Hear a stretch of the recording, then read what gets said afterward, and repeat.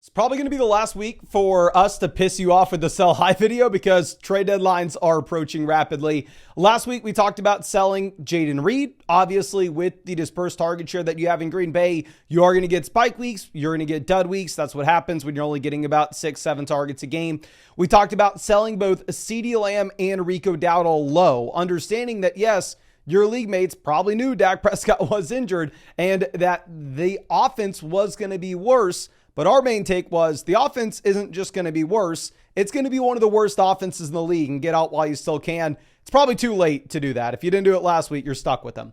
Tank Dell talked about selling, just understanding that this is a receiver that had popped off against the Jets in a primetime game because of really the situation that he was in. But if you looked at the larger scheme of things, I mean, really has not been a consistent target earner at any point this season. And with Nico Collins coming back soon, there's just no shot to sell Tank Dell anymore. We talked about Javonte Williams being a very clear sell with the regression that you were going to have from this Denver Broncos offense based off, one, the change in schedule, and two, also the fact that obviously the usage had been changing. And yeah, it wasn't just that Sean Payton was telling us he was going to use the Audric Estime. He actually went out there and made Audric Estime potentially the starting running back. So definitely no longer can sell Javonte. If somehow you can still get out of him, I'd highly recommend you doing so. I actually sold him in the Flock League 2 weeks back. Feel very good about that now.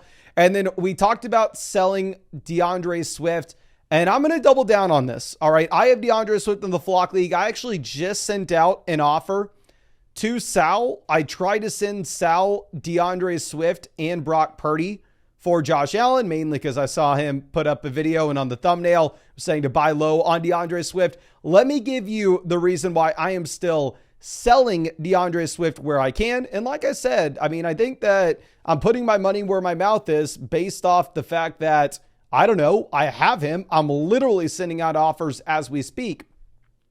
But anyway, looking at DeAndre Swift, he's been a great running back over the past 2 months, right?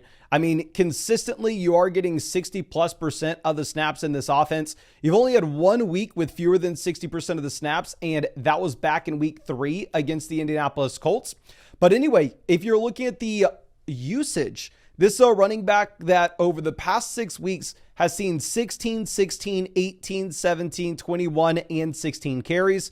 You look at over the past 6 weeks with this target volume, he's seen 1, 6, 0, 4, 2, 7 targets. So you're averaging 3 to 4 targets a game. So the usage has been great with DeAndre Swift. And Swift has provided you some pretty good games where the Bears were able to be an effective offense. Well, those days are coming to an end. And I wish I would have been smarter about this. I wish we would have seen the writing on the wall. It was a little bit easy with Javonte Williams and the Denver Broncos. Here with the Bears, maybe it was the same thing, because obviously we can remember going into the bye week, the Bears were coming off of some monstrous performances. They dropped 36 points against the Carolina Panthers. They dropped 35 points against the Jacksonville Jaguars. Now, what stands out with those games? It was the Carolina Panthers and the Jacksonville Jaguars. It was arguably the 2 worst defenses in the league. So while, yeah, Caleb looked great, now you're looking at over the past 3 games where, yeah, you've had to play some real teams. You've had to go up against the Commanders, the Cardinals. I mean, couldn't even do anything against the Patriots. Where over the past 3 weeks, this is a Bears team that scored a whopping 40 points during a 3-week stretch. If you go ahead and if you look at what the schedule's like going into the future, it is only getting worse here. You have the Green Bay Packers this week, where you have an implied team total for this Bears offense of 17.5 points. Sportsbooks are telling us this should be one of the worst offenses in the NFL yet again. Then you get the Minnesota Vikings, and then you have the Detroit Lions. The Lions have a decent a rush defense and a horrible passing defense, and I want to say more than decent. They have a great rush defense. The spread on this game is probably going to be 10, 12 points, right? The Bears shouldn't be able to run the ball here at all. We can say the same thing. They go up against the Niners after this. Then you go up against the Minnesota Vikings again. Then you go up against the Detroit Lions again. So as it stands right now, I am trying to get out of DeAndre Swift. The offense is collapsing. I think we got tricked earlier in the year to thinking that Caleb was progressing because he had some really nice games against some really garbage defenses. And now these defenses are about to be brutal to go up against. So again, the offer that I sent to Sal, I've been negotiating with him for the past 2 weeks trying to get Josh Allen. I just offered him DeAndre Swift, Brock Purdy for Josh Allen.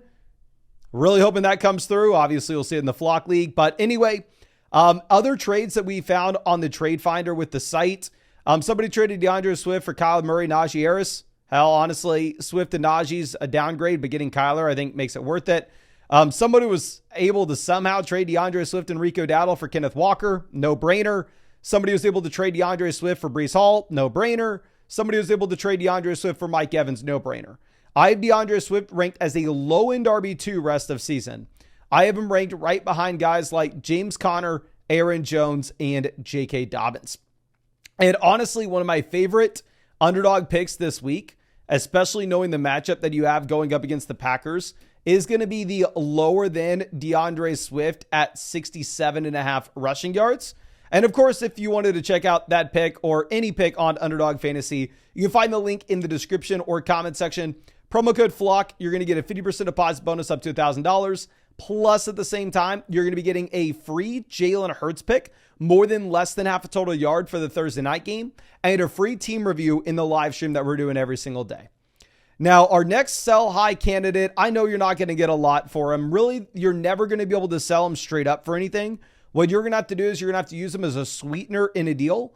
And my thing is, if you're playing in a league where you only start 2 wide receivers and 1 flex, there Ricky Pearsall is a super easy sell. Now, I am saying this as somebody who, one, has Ricky Pearsall on his own fantasy team.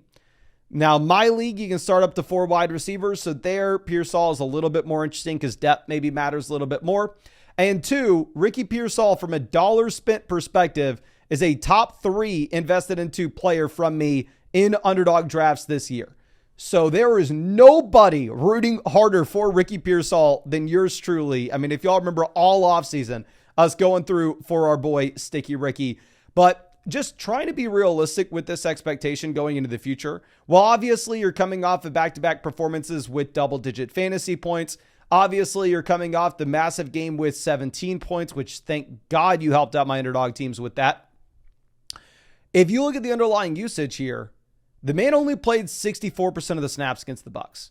You go back 2 weeks ago against the Cowboys, played 59% of the snaps. If you look at the underlying target volume, he's averaging 5 targets a game at this point. Jawan Jennings is actually the receiver that's leading this team in targets over the past few weeks. And then if you're looking at Deebo Samuel, while Deebo Samuel obviously was very disappointing against the Tampa Bay Buccaneers, and I know a lot of people want to spam the chat and go, oh, Deebo's a bum, move Deebo down rankings. We can overreact to a game or two, or you can look at the sample that we have for years and years and years of production with Deebo Samuel. So for me, I'm still viewing this as, okay, the target totem pole is Deebo 1, Kittle 2, probably Jennings 3, CMC 4, Pearsall 5. So it's very encouraging in Dynasty. It maybe it's going to help underdog teams. Hopefully we get a couple more random spikes. But the reality is he's the 5th option in his offense. That's not really somebody that you can start consistently. I have him ranked wide receiver 46 rest of season. I have him right in the same range as Keenan Allen, Xavier Worthy, and Jordan Addison. My underdog teams need some Addison production as well. But looking at a couple trades that we found with the trade finder on the site, somebody traded Ricky Pearsall, Keon Coleman, Xavier Worthy, a little package of rookies with upside for Devontae Adams. Give me Adams there. Somebody traded Ricky Pearsall and Demario Douglas for Devonta Smith. Now, I know that's definitely a taco league. You're probably not going to be able to get that deal done yourself. Somebody traded Ricky Pearsall for Amari Cooper. Somebody traded Pearsall for Brian Thomas. I know in your league, you're probably not going to get any of those deals done. Reality, what I think you look to do is I think you just look to throw them in a 2-for-1 deal to try to get an upgrade elsewhere. Now, Kahlil Shakir was obviously a must-start player last week under the context that you had no Keon and you had no Amari Cooper. And Keon Coleman has already been ruled out for this week. So Kahlil Shakir is going to yet again have another big-time role, especially if you're in a spot where Dalton Kincaid potentially misses.